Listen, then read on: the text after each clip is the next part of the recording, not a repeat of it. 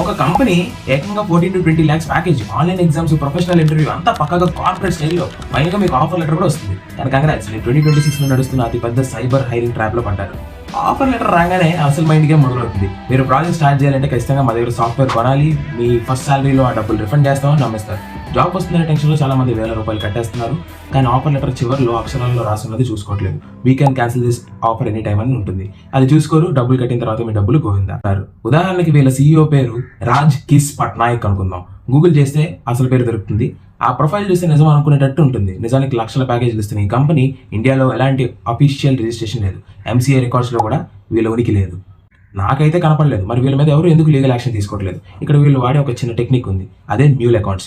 మీరు కట్టే డబ్బులు ఏ కంపెనీ అకౌంట్లోకి వెళ్ళవు. పల్లెటూరులో ఉండే అమాయకులు, కూలీలు డబ్బులకి ఆశ చూపించి వాళ్ళ పేర్ల మీద ఒక అకౌంట్స్ క్రియేట్ చేస్తారు. మీ డబ్బులు అందులో పడగానే క్షణాల్లో వాటిని క్రిప్టో కరెన్సీలోకి మార్చేస్తారు, విదేశాలు తరలించేస్తారు. అకౌంట్లు ఫ్రీజ్ చేస్తే దొరికేది ఆ పేదవాళ్ళే కానీ వెనకాతలు ఉన్న మాఫియా కాదు. ఇది ఒకరిద్దరు ప్రాబ్లం కాదు, చాలా మంది చూశారు. Organised cyber syndicate. అందుకే నేను గవర్నమెంట్ ఆఫ్ ఇండియాని, ఇండియన్ సైబర్ క్రైమ్ డిపార్ట్మెంట్ ని రిక్వెస్ట్ చేస్తున్నాను. వీళ్ళ డొమైన్స్ మీద హైరింగ్ పేరుతో జరుగుతున్న ఈ దోపిడీ తక్షణమే ఇన్వెస్టిగేషన్ జరగాలి. మీ వంతు మీరు కూడా cybercrime.gov.in లో రిపోర్ట్ చేయండి. ఇంకా విచిత్రం ఏంటంటే వీళ్ళ డొమైన్స్ స్టేబుల్గా ఎప్పుడు లేదు. సైకిల్కి మారిపోతూనే ఉంది. ఎందుకో మీకే ఇప్పుడు అర్థమైపోయి ఉండాలి. ఇలాంటి సైబర్ క్రైమ్ నుండి జాగ్రత్తగా ఉండండి, అప్డేట్ అవ్వండి, లేదా అప్డేట్ అయిపోతారు. Follow for more.